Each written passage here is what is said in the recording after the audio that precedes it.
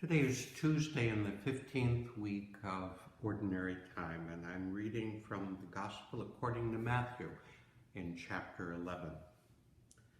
Jesus began to reproach the towns where most of his mighty deeds had been done, since they had not repented. Woe to you, Chorazin! Woe to you, Bethsaida! For if the mighty deeds done in your midst had been done in Tyre and Sidon, they would long ago have repented in sackcloth and ashes. But I tell you, it will be more tolerable for Tyre and Sidon on the day of judgment than for you. As for you, Capernaum, will you be exalted to heaven? You will go down to the netherworld. For if the mighty deeds done in your midst had been done in Sodom, it would have remained until this day. But I tell you, it will be more tolerable for the land of Sodom on the day of judgment than for you. The Gospel of the Lord. The Gospel is supposed to be good news, and yet the Gospel that we hear today doesn't sound like good news at all. Jesus is speaking about the towns that he was visiting in the Jewish section of Galilee, towns that knew him, towns that had witnessed his miracles, heard his preaching.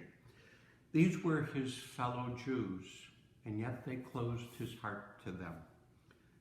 They were comfortable, and his message was a message meant to make them uncomfortable, calling them to change, calling them to repentance, calling them to make their lives different. It was too much work for them.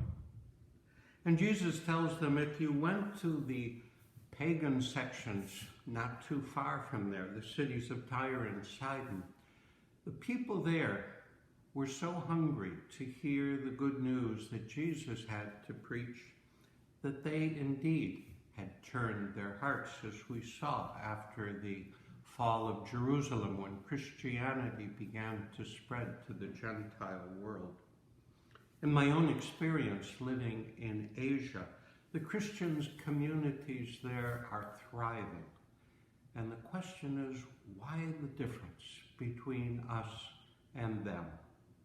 Oftentimes we become comfortable because we're born into our faith. We sort of take it for granted. We give up continuing to try to grow in our faith, and we become complacent. Our gospel today calls us to wake up, especially in these times that call us to look at the world and recognize that the world we know is passing away. Are we going to be ready for what is yet to come?